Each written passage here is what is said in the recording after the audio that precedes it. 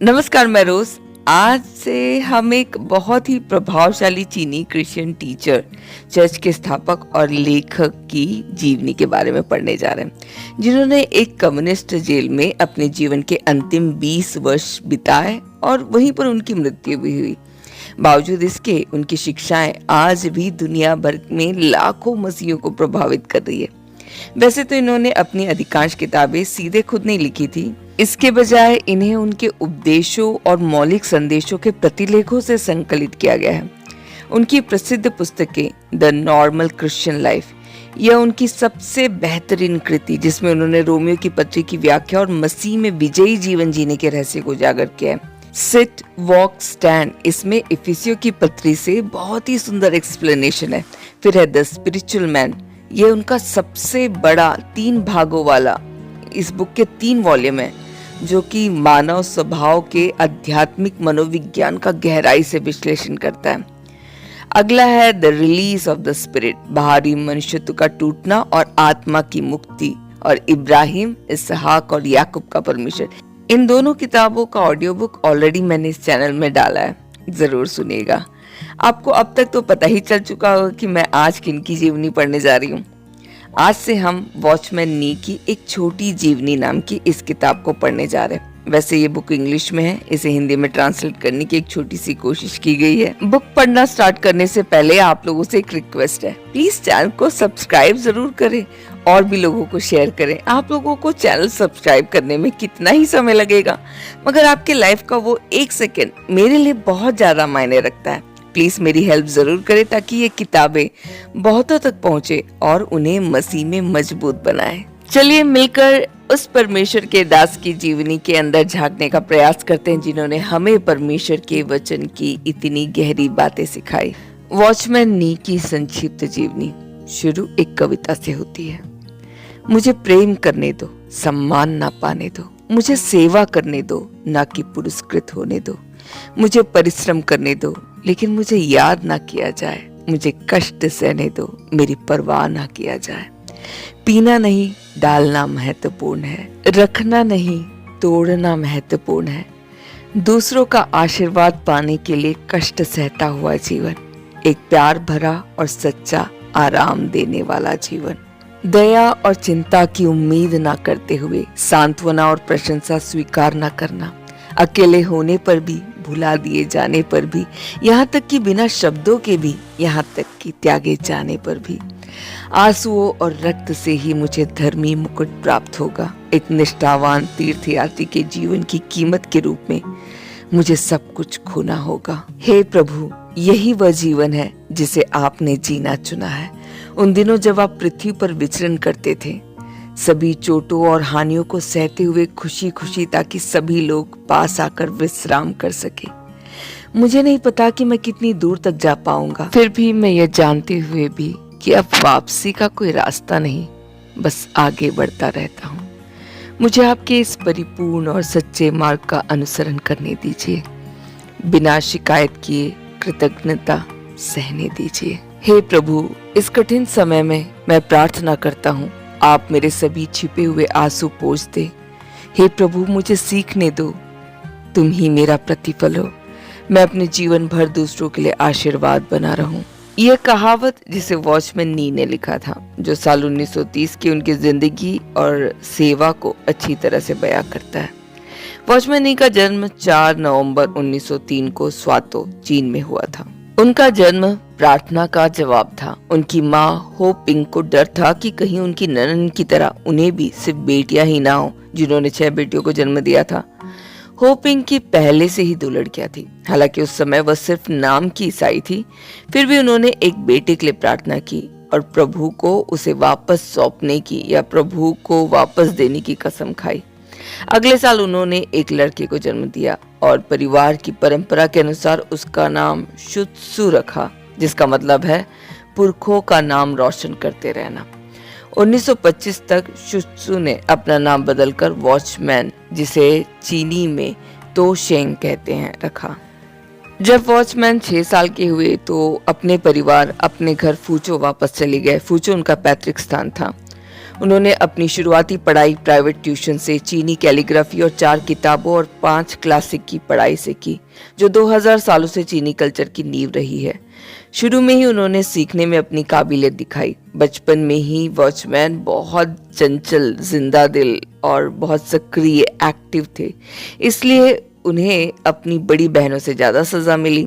हालांकि उन्हें बचाने के लिए उनकी बहनें कभी कभी उनकी शरारतों का इल्जाम खुद में ले लेती, ताकि उनके भाई को सजा से बचाया जा सके।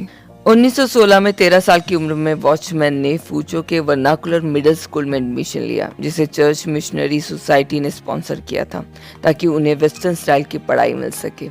यह ट्रिनिटी कॉलेज की तरफ एक कदम था, जिसमें ज्यादातर ट्रिनिटी कॉलेज डबलिन के आयरिश मिशनरी थे। होशियार होने की वजह से उन्हें अपनी क्लास में टॉप में आने के लिए ज्यादा पढ़ाई करने की जरूरत नहीं थी। हालांकि उन्होंने बैप्टिज्म, कम्युनियन, संडे स्कूल वगैरह जैसे ईसाई रीति रिवाजों को माना, फिर भी वे जीसस क्राइस्ट को अपने पर्सनल सेवियर मानने से नाकाम रहे, प्रभु यीशु को अपने उद्धारकर्ता मानने से नाकाम रहे। उन्हें दुनिया से प्रेम था और वो सांसारिक यश की खोज में थे। उन्हें नॉवल पढ़ना और फिल्में देखना पसंद था। वह अखबारों के लिए आर्टिकल लिखते थे और जो पैसे मिलते थे उनसे लॉटरी टिकट खरीदते थे।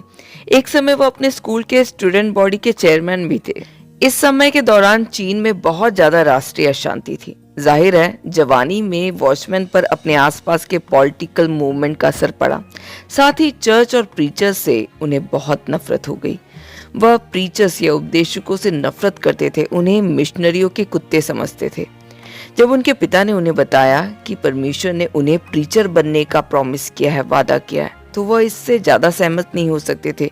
ऐसा नहीं हो सकता, यह उनका पक्का जवाब था, जिससे यह साफ हो जाता है कि उन्होंने अपना भविष्य बहुत अलग दिशा में प्लान किया था।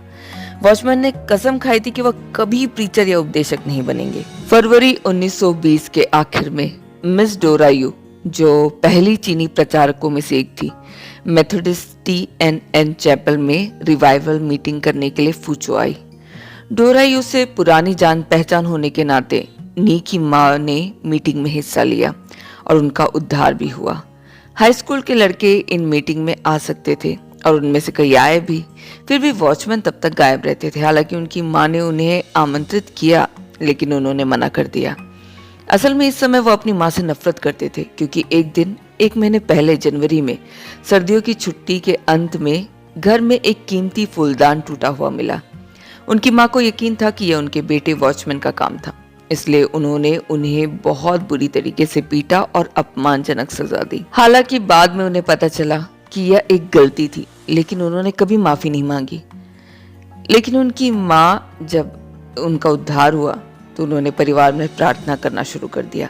जब उन्होंने पियानो पर पहला भजन बजाना शुरू किया तो प्रभु की आत्मा ने उन्हें गहराई से समझाया कि अवश्य है कि प्रार्थना करने से पहले उन्हें अपने बेटे के सामने खुलकर अपना गुनाह कबूल करना होगा। पूरे परिवार को बहुत हैरानी हुई जब वह अचानक उठी, अपने बेटे के पास गई, वॉचमैन को गले लगाया और चिल्लाई, प्रभु यीशु के लिए मुझे माफ कर दो कि मैंने तुम्हें गलत तरीके से और गुस्से में पीटा।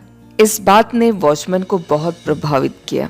उन्होंने कभी नहीं सुना था कि कोई चीनी माता पिता इस तरह अपनी बेइज्जती स्वीकारे। अगर उनकी अपनी माँ इतनी बदल सकती है तो जरूर कुछ तो बात होगी। इस अतिथि प्रचारक के उपदेश में दम था। उसने सोचा कि मसीहत एक पंथ से कहीं ज्यादा होनी चाहिए, इसलिए यह महिला प्रचारक सुनने लायक थी और इसलिए अगली सुबह उसने अपनी माँ से कहा कि वह डोरा यू को सुनने के लिए तैयार है। यंग वॉचमैन ने जैसा वादा किया था वैसा ही किया। पहली ही शाम को गॉस्पेल ने उसके दिल को छू लिया। वह जानता था कि जीसस क्राइस्ट का गॉस्पेल सच है। यीशु मसीह के बारे में जो कहा गया था वह सच है। वास्तव में उसे इसे स्वीकारने में कोई दिक्कत नहीं थी, लेकिन उसे एक गंभीर डर था।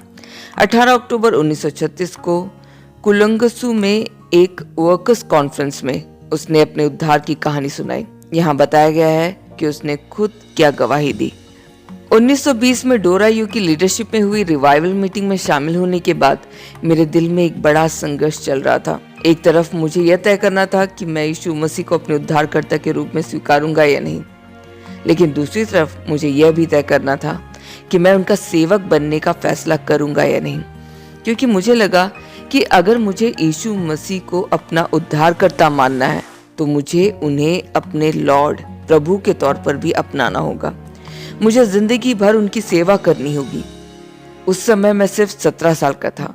मैंने कई शानदार सपने देखे थे और मैंने भविष्य के लिए एक बड़ी योजना बनाने में बहुत मेहनत की थी।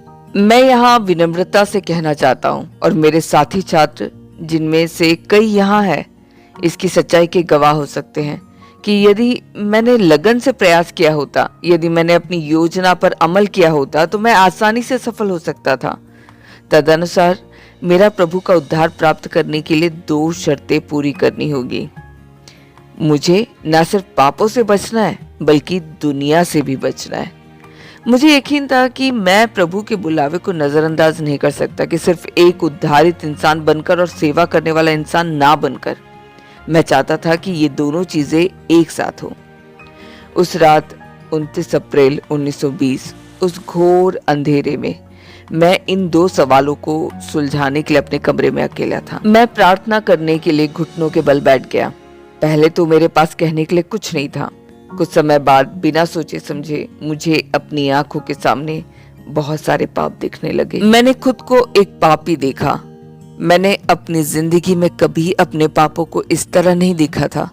हाँ, मैंने सच में अपने पाप देखे, लेकिन साथ ही मैंने प्रभु यीशु मसीह को भी देखा। एक तरफ मैंने अपने पापों का कालापन देखा, लेकिन दूसरी तरफ मैंने प्रभु यीशु मसीह के लहू का लालपन, वो लाली भी देखा। मैंने प्रभु यीशु को क्रूस पर लटके हुए देखा, अपने शरीर में मेरे पापों को लिए हुए। ऐसा लगा जैसे प्रभु मुझे बुला रहे हो। मैंने तुम्हारे पाप उठाए हैं, मैं तुम्हारे आने का इंतजार कर रहा हूं। ऐसे प्यार के प्रभाव में और कैसे खुद को रोक पाता। पहले मैंने यीशु मसीह में विश्वास करने वालों का मजाक उड़ाया था, लेकिन उस रात मैं उनका और मजाक नहीं उड़ा सका। मैंने प्रभु से अपने पापों को माफ करने के लिए कहा। जैसे ही मैंने उन्हें कबूल किया, उनका बोझ मुझसे हट गया। उस दौरान मेरे साथ कई नई चीजें हुई। पहली बार मुझे एहसास हुआ कि मैं एक पापी हूँ। पहली बार मैंने प्रार्थना की और प्रभु से मेरे पापों को माफ करने के लिए कहा। पहली बार मेरे दिल में सच्ची खुशी और शांति आई और मुझे यह भी पता चला कि मेरी पिछली खुशी और शांति झूठी थी। प्रार्थना के बाद मैं उठा और मुझे अपार स्वतंत्रता का अनुभव हुआ। ऐसा लग रहा था जैसे मेरा पूरा कमरा रोशनी से भर गया हो। मुझे समझ में नहीं आ रहा था कि क्या हो रहा है। पिछले सालों में मैंने जो भी प्लान बनाया था वो अब पूरा हो गया था। दूसरों के लिए अपने सपने और प्लान छोड़ देना आसान हो सकता है, लेकिन मेरे लिए यह सबसे मुश्किल साबित हुआ। और फिर भी उस रात मुझे एक नई जिंदगी मिली। मेरी मुक्ति और मेरा बुलावा दोनों एक साथ पूरे हुए और उस रात के बाद मुझे अपने बुलावे पर कभी शक नहीं हुआ। उसी घंटे मुझे पता चल गया कि प्रभु ने मुझे बचा लिया है। मुझे पता था कि वह मर चुके हैं और अब वह मेरे लिए जीते हैं, इसलिए मुझे भी उनके लिए मरना और जीना होगा। मुझे अपनी पूरी जिंदगी उनकी सेवा करनी होगी। मेरे उद्धार के बाद मैंने स्कूल में अपनी पढ़ाई जारी रखी। जब दूसरे स्टूडेंट क्लास में पढ़ने के लिए नॉवल लाते थे, मैं बाइबल ले आता था। कुछ समय बाद मैं मिस डोरा यू के साथ रहने के लिए शंघाई चला गया ताकि प्रभु की सेवा करना सीखूं। उस समय स्टूडेंट्स में कुछ बेचैनी थी और जिंदगी में खुद को एक बिल्कुल नई दिशा में ढालने की जरूरत महसूस करते हुए वॉचमैन चुपचाप गायब हो गए और शंघाई चले गए, जहां उन्होंने डोरा यू के बाइबल स्कूल में 1 साल की स्क्रिप्चर्स की ट्रेनिंग ली, धर्मशास्त्र का प्रशिक्षण लिया। वॉचमैन आगे कहते हैं, लेकिन मुझे थोड़ी देर रुकने के बाद ही वापस भेज दिया गया। उन्होंने मुझे यह नहीं बताया कि वह मुझे वापस क्यों भेज रही है। उन्होंने बस इतना कहा कि मेरे लिए वहां रहना आसान नहीं था, सुविधाजनक नहीं था। बाद में मुझे समझ में आया कि समस्या मेरे अंदर थी। ऐसा इसलिए था क्योंकि जवानी में मुझे अच्छा खाना, अच्छा पहनना और सुबह 8 बजे तक सोना पसंद था। फूचो लौटने के बाद मैंने अपनी स्कूल की पढ़ाई जारी रखी। मेरा दिल नहीं टूटा क्योंकि मुझे पता था कि प्रभु ने मुझे बुलाया है। मुझे पता था कि मुझ में कई कमजोरियां हैं, लेकिन प्रभु मुझे कभी नहीं छोड़ेंगे। हालांकि कभी कभी मुझे गुस्सा आ जाता था और मैं अन्य बुरी आदतें भी प्रदर्शित करता था, मगर मेरे स्कूल के साथियों को एहसास हुआ कि मैं पहले से अलग हो गया हूँ।